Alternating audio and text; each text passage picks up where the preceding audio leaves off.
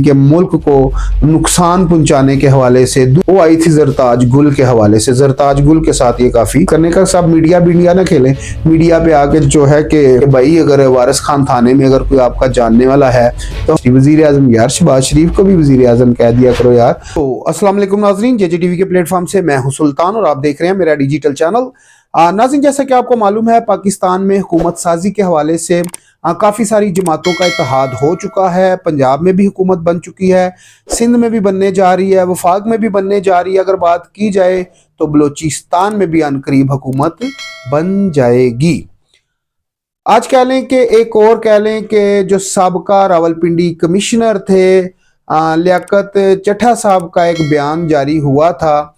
एक उनने press conference की जो कह लें कि उनने सवाल उठा दिए थे इलेक्शन को मतनाज़ा बनाने के हवाले से। फिर एक उनकी कह लें कि बयान जारी हुआ, उसमें उनने मुआफ़ी भी मांगी। अब जो कुछ चीज़ें सामने आई हैं वो सारी आपसे शेयर करेंगे। ये सारी बातें शेयर करने से पहले हमारी रिक्वेस्ट है कि आप हमारे चैनल को लाइक कर दें, शेयर कर दें, सब्सक्राइब कर दें और बेल आइकॉन का बटन दबा दें ताकि बर वक्त नई वीडियो बर वक्त आप तक पहुँच सके। नाज़रीन, जैसा कि आपको मालूम है हम सबसे पहले बात करेंगे रावलपिंडी के जो कह लें कि जो साबका कमिश्नर हैं उनके हवाले से। उनकी कह लें कि एक प्रेस कॉन्फ्रेंस आती है, उसमें वो कह लें कि इल्ज़ामात लगाते हैं और रोते हैं, गिड़गिड़ाते हैं। वो कहते हैं जी मुझे फांसी पे चढ़ा दिया जाए, मुझे कचहरी में उल्टा लटका दिया जाए। और मेरे साथ इलेक्शन कमीशन सिकंदर राजा साहब को भी उन्होंने कहा जी सजा दी जाए। फिर उसमें कहा उन्होंने कहा जी कि उनको भी मेरे साथ सुप्रीम कोर्ट के चीफ जस्टिस काजी फायज ईसा साहब का उन्होंने नाम लिया, वो भी इसमें मुलव्वस हैं। और जो हार रहे थे उनको जितवाया गया और जो जीत रहे थे यानी कि पीटीआई के लोग जो जीत रहे थे उनको हरवाया गया 70-70 हज़ार की लीड से। अब उनको कह लें कि एक इंक्वायरी उनकी हुई थी और इंक्वायरी में उनने साफ कह लें कि अपने बयानों से वो मुकर गए और उनने कहा जी ये सब मैंने झूठ बोला था, किसी के बहकावे में आके मैंने ये सब बोला था। और बहकावे में आने के बाद ये है कि बहकावे में उन्होंने कहा जी वो पीटीआई के एक ऐसे कह लें कि ओहदेदारान थे जिनकी कह लें कि मैं बातों में आ गया तो ये सब मैंने बातें की थी। तो मकसद ये है नाज़रीन यहाँ पर बात करने का कि एक उनकी प्रेस कॉन्फ्रेंस आई कि मुल्क को नुकसान पहुंचाने के हवाले से, दूसरी उनकी प्रेस कॉन्फ्रेंस आई कि अब मुझे मुआफ़ कर दिया जाए। लेकिन यहाँ पर मसला ये है कि उनने ये नहीं बताया था कि आया कौन सा ऐसा पीटीआई के रुकन थे जिनकी वजह से उनने इतना बड़ा बयान दिया, इस मुल्क को कह लो कि तोड़ने की और इस मुल्क को नुकसान पहुंचाने की कोशिश की।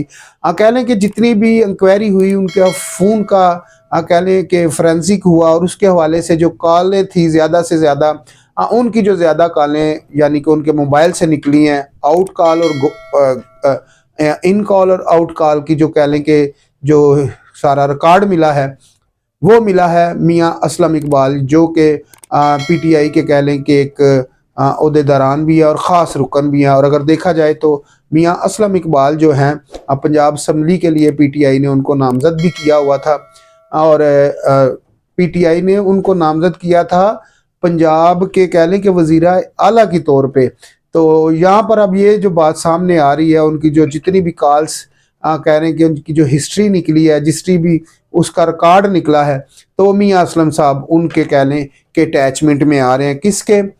लियाकत अली चट्टा साहब साबका कमिश्नर रावलपिंडी। तो कह लें कि अगर देखा जाए तो ये सारा अब जो है कि जो मुद्दा है तो ये इन्हें कह लें कि अपने साथ साथ जोन है ना उनके ऊपर भी डाल दिया है मियां असलम इकबाल साहब के ऊपर। और मुझे लगता है कि ये खुद तो अब फंसे फंसाए हैं, खुद तो इनको सजाएं मिलेंगी, जुर्माने होंगे। और कह लें कि इनके ऊपर इलेक्शन कमीशन सिकंदर राजा साहब ने भी कह दिया कि इनके ऊपर कुछ मुकदमात चलाए जाएं, एक तो इलेक्शन कमीशन की जानिब से, दूसरा रियासत की जानिब से। इनके ऊपर अब मुकदमे चलेंगे। लेकिन इनने अब ये सोच लिया है सिकंदर सुल्तान राजा साहब ने कि मैं तो भाई अब अकेला जेल में नहीं जाऊँगा। ये अब इस चक्रों में है कि मैं मियां असलम इकबाल साहब को भी साथ लेता जाऊं। इससे पहले मियां असलम इकबाल साहब से पहले पीटीआई के कुछ ऐसे रहनुमा थे जो कह लें कि रूपोश थे, तो उनके हवाले से खबरें आ रही थी कि शायद ये उनके साथ ना मिले हों। लेकिन जब इनका कह लें कि फ़ोन फोरेंसिक के लिए गया तो फिर उसमें से जो डाटा निकला वो डाटे के मुताबिक जो है कि मियां असलम इकबाल साहब इनके ज़्यादा अटैचमेंट रहे हैं। और सोशल मीडिया पे भी आपने देखा होगा कि जो ज़्यादा इनकी फुटेज और ज़्यादा जो वीडियो आई हैं वो आई थी जरताज गुल के हवाले से। जरताज गुल के साथ ये काफ़ी कह लें कि एक्टिव रहे हैं, काफ़ी सारे कह लें कि प्रोजेक्ट्स में उनके साथ इफ्तिताह करते और काफ़ी ऐसे दीगर इनकी जो वीडियो और ये सारे मामला सामने आए हैं। नाज़रीन यहाँ पर एक और आपको मैं बता दूं कि जो अली जफ़र साहब है, उनको अब नामजद किया जा रहा है। पीटीआई जो जमात है तहरीक इंसाफ की, कह लें जो जमात है, जो इमरान खान साहब की कुर्सी पे आकर बैठेंगे, चेयरमैन की कुर्सी पे, वो अली जफ़र साहब को नामजद किया जा रहा है। क्योंकि 3 तारीख को अब इनके ये है कि पार्टी इंट्रा पार्टी इलेक्शन भी होने वाले हैं, तो उसमें अब नामजद किया जा रहा है अली जफ़र साहब को चेयरमैन के लिए। और चेयरमैन साहब को कह लें कि अभी वो बने नहीं, तो उनने कह लें कि मुल्क को गिदर धमकियां लगानी शुरू कर दी हैं। इससे पहले जो कह लें कि पीटीआई ने नामजद किया हुआ था वो थे बैरिस्टर गौहर साहब, और बैरिस्टर गौहर साहब को अब कह लें कि ख़त्म करके अब इनको बनाया जा रहा है अली जफ़र साहब को। ये भी बैरिस्टर हैं, सेनेटर भी रह चुके हैं, और जो सेनेटर भी रह चुके हैं। और अली जफ़र साहब ने पहले आते सार धमकी ये लगाई कि ये जो अब नई हुकूमत बनने जा रही है या बनने लगी है, तो ये अगर IMF के पास जाती है प्रोग्राम के लिए, तो अली जफ़र साहब ने कहा जी हम तो पहले ख़त लिख देंगे। क्या ख़त लिख देंगे कि भाई आपने जो है पाकिस्तान को जो है ना कि IMF का प्रोग्राम नहीं देना, IMF को कर्जा नहीं देना, फंड नहीं देना आपने किसी किस्म का भी। और जब तक ये कह लें कि पाकिस्तान में जो इलेक्शन हुआ है इसकी सही तरह आप तहकीक करवाएं, फिर जो है कि पाकिस्तान को आप कर्जा दें। यहाँ पर कह लें कि श्री मदारी साहब का और कह लें कि काफ़ी सारे जो सियासतदान हैं उनका रद्द अमल भी आया इनके इस बयान के ऊपर कि भाई अगर आपने सियासत करनी है तो सियासत के मैदान में, सियासत के अखाड़े में लड़े हमारे साथ, ठीक है। तो ये क्या आप मुल्क को नुकसान पहुंचाने के लिए या मुल्क को तोड़ने के लिए ऐसे बयान दे रहे हैं? तो अगर ये बयान इनका ऐसा है तो फिर आप इनके ऊपर, मैं तो ये कहता हूं कि जो अली जफ़र साहब है उनके आप भी उनके ऊपर कानूनी कार्रवाई करें ना। तो मकसद ये यहाँ पर बात करने का, सब मीडिया ना खेलें, मीडिया पे आके जो है कि लोगों को जो है ना लॉलीपॉप ना दें लोगों को। अब मैं क्या लफ्ज़ इस्तेमाल करूं, शर्म आती है हमें। तो खैर मीडिया ना खेलें, तो आप जो है कि अगर गलत बात किया तो आप उन पे भी कानूनी कार्रवाई करें। यहाँ पर मैं आप नाजरीन बता दूं कि आज पंजाब असम्बली के हवाले से मरियम नवाज साहबा ने आज कह लें कि पार्टी का कह लें कि पंजाब की हुकूमत का वज़ीर आला की हुकूमत यानी कि वज़ीर आला बनने के लिए आज उनने हलफ ले लिया है। और पूरी कह लें कि जो असम्बली थी 221 लोगों ने आज कह लें कि स्पीकर से हलफ ले लिया है। और पंजाब असम्बली अब बहाल हुई है तकरीबन कोई 13 महीने के बाद। 13 महीने के बाद अब ये असम्बली में कह लें स्पीकर भी बैठा, डिप्टी स्पीकर भी बैठा, और कह लें कि जितने भी पंजाब के कह लें कि MPA थे आज वो भी सारे बैठे असम्बली में। तो बड़ा अच्छा लग रहा था कि एक पाकिस्तान की जो है कि पाकिस्तान बेहतरी की तरफ जा रहा है। तो अब बात यह है नाज़रीन के लड़ाई झगड़े तो सियासतदानों के आपस में चलते रहते हैं, लेकिन यहाँ पर मसला ये है कि ये कभी नहीं होना चाहिए कि जो कह लें कि मुल्क खिलाफ कि मुल्क के नुकसान में कोई ऐसी तकरीर, कोई ऐसा बयान नहीं होना चाहिए सियासी जमातों की जानिब से। ये तो नहीं कि जब आप इक़्तिदार में हो तो फिर ये मुल्क है। अगर आप इक़्तिदार में नहीं हैं, जो इक़्तिदार में नहीं होता ना, तो वो कहता है किसी तरह मैं इनको तोड़ फोड़ के ना इनको निकालूं और मैं इक़्तिदार में आ जाऊँ, तो ये गलत बात है। तो यहाँ पर एक और आपसे खबर शेयर करना चाहेंगे कि आज यानी कि जैसा कि आपको मालूम है रावलपिंडी में बसंत थी, और बसंत के हवाले से 25 से 26 लोग कह लें कि फौजी कॉलोनी और कह लें कि बन्नी, सादकाबाद और पीरवदाई का एरिया, इन एरिया में जो केसेस सामने आई हैं कि तकरीबन 25 से 26 लोग यानी कि इसमें 8 बच्चे भी हैं जो ज़ख्मी हुए हैं, और दीगर काफ़ी सारे लोगों के ऊपर FIR भी हुई हैं। और यहाँ पर जो 16 ऐसे वाक़यात सामने आए हैं, 16 ऐसी FIR भी हुई हैं जो फायरिंग की कह लें कि हवाई फायरिंग करते हुए भी लोग पकड़े गए हैं यहाँ पर। तो ये कह लें कि एक बहुत खौफनाक ऐसा वाक़या है मुल्क पाकिस्तान में कि एक चीज़ के ऊपर पाबंदी है, उसके बावजूद हमने वही काम करना है जिसके ऊपर पाबंदी है।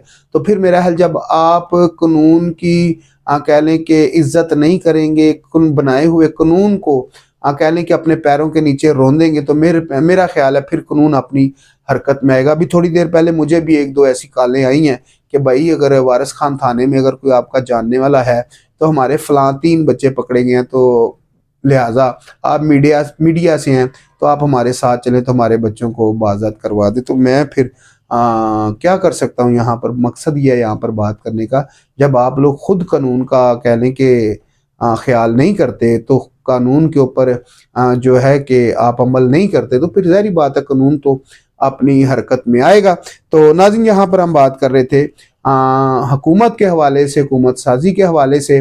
तो जैसा कि आपको मैंने पहले बताया कि जो बलूचिस्तान की हुकूमत है ये भी पीपल्स पार्टी और नून लीग मिल के बना सकते हैं। यहाँ पर मौलाना फजल रहमान साहब फिर पीछे रह चुके हैं। मौलाना फजल रहमान साहब अगर मेरा ख्याल है कि वो कोई उल्टे सीधे बयान ना देते तो आज मेरा ख्याल है कि वो असम्बली में बैठे होते। और यहाँ पर मैं आपको बता दूं कि जो सिंध असम्बली है वहाँ पे कह लें कि जो वज़ीर आला नामजद हुए हैं वो फिर से वही तीसरी दफ़ा दोबारा आ जाएंगे। मुराद साहब हैं और शाह साहब हैं, और मुराद साहब जो हैं कि ये अब दूसरी या तीसरी दफ़ा मेरा ख्याल है सिंध असम्बली के वज़ीर आला बनेंगे। और सिंध में कह लें कि वज़ीर आला के 4 नाम थे, 4 नामों में से यही नाम कह लें कि फेवरेट पाया गया। मुराद सईद साहब दोबारा से आ रहे हैं।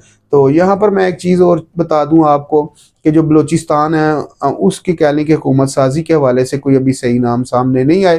तो जैसा कि आपको मालूम है कि जो वफाक में हुकूमत बनने जा रही है, जनाब शहबाज शरीफ साहब वज़ीर आज़म होंगे, आसफ अली जरदारी साहब सदर के ओहदे पे मनसब होंगे, और स्पीकर के हवाले से कहा जा रहा है कि या सादक साहब आएंगे स्पीकर, डिप्टी स्पीकर इनका होगा पीपल्स पार्टी का। और जो कह लें कि बलूचिस्तान में हुकूमत बनेगी उधर भी यही सिस्टम होगा कि स्पीकर उनका होगा पीपल्स पार्टी का और डिप्टी स्पीकर जो है वो नून लीग का होगा। ऐसे मिलजुल के हुकूमत बनाई जाएगी। लेकिन यहाँ पर मसला ये है कि हमारी दुआ है कि अल्लाह पाक इस मुल्क को जल्द से जल्द बेहतरी की तरफ लेके जाए। और उसकी वजह भी ये है नाजरीन कि अगर ये मुल्क सही सिमत पर नहीं जाता तो फिर आने वाले दिन जो हैं वो बहुत ही ख़तरनाक होंगे उन लोगों के लिए जो सुबह कमाते हैं और शाम को खाते हैं, उन लोगों के लिए भी जो घरों में बैठे हुए सफ़ेद पोश लोग हैं, जो अपनी कह लें कि इज़्ज़तें बचाने के लिए जो रोड पे आते हैं, जो भीख तो नहीं मांग सकते लेकिन वो ये है कि शर्म से मारे वो रात को अपनी किसी भी तरह रोटी खाते हैं और सो जाते हैं। लोगों के हालात अगर देखा जाए नाज़रीन तो अंदर से बहुत ख़राब है। कुछ लोग तो अपने हालात बता देते हैं लेकिन कुछ लोग शर्म के मारे अपने हालात नहीं बताते। तो अगर ये IMF का प्रोग्राम जो हम लेते हैं $6 अरब का कहा जा रहा है जी प्रोग्राम लिया जाएगा, लेकिन यहाँ पर बात यह है कि $17 अरब आपने देना भी है और कह लें कि फिर $70 अरब जो है आपने जनाब 3 सालों में देना है। तो यहाँ पर एक बहुत ही घुटता हुआ, मैं कह रहा हूँ कि मुझे सांस आ रहा है ये सारे पैसों का नाम लेते हुए। उसकी वजह यह है कि मुझे लगता है कि मुस्लिम लीग नून ने कुर्बानी तो दी है लेकिन ये कुर्बानी की सच में कुर्बानी ना हो जाए। क्या आने वाले दिनों में जब ये महंगाई होगी, महंगाई अरूज पे जाएगी, तो क्या जो अवाम है कह लें कि जनाब शहबाज शरीफ साहब को अच्छा कहेगी, बुरा कहेगी।